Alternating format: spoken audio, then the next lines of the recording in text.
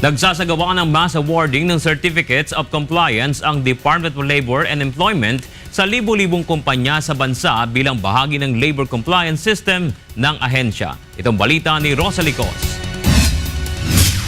Mahigit sa 70,000 kumpanya sa buong bansa ang target na masuri ng DOLE kung sumusunod ba ang mga ito sa labor law compliance system ng ahensya hanggang sa buwan ng Nobyembre ngayong taon. Layunin ng Department of Labor and Employment na ma-double check ang mga kumpanya kung sumusunod ba ang mga ito sa batas pagawa, lalo na pagdating sa benepisyo ng mga manggagawa. Ngayong araw, 300 kumpanya sa Metro Manila ang pinagkalooban ng Certificate of Compliance. Sa kasalukuyan ay mayroon ng 24,000 kumpanya ang dumaan sa kanilang assessment sa buong bansa.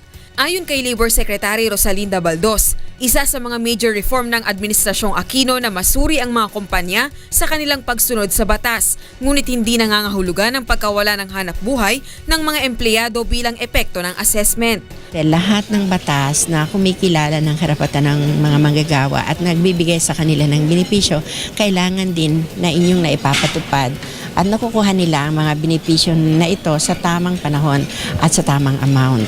Ang Certificate of Compliance na ipinagkakaloob ng DOLE sa isang kumpanya ay may 2-year validity at nangangahulugan ng pagsunod ng kumpanya sa mga regulasyon ng batas paggawa at pangangalaga sa mga manggagawa.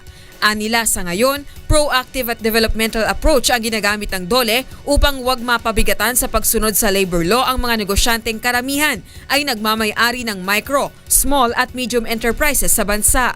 Nakahanda rin ang ahensya na tumulong sa pag-correct ng mga kakulangan o deficiency ng mga hindi nakapasa sa assessment ng DOLE. Tumutulong kami through free technical services para ma-address yung problema.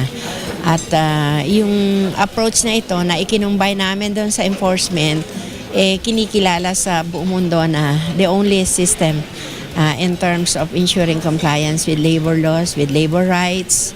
Ang mass awarding of Certificate of Compliance ay isinasagawa rin ng DOLE sa mga rehiyon sa bansa upang mas mapadali ang pagbibigay ng certificate sa mga kumpanyang tumutupad sa labor laws.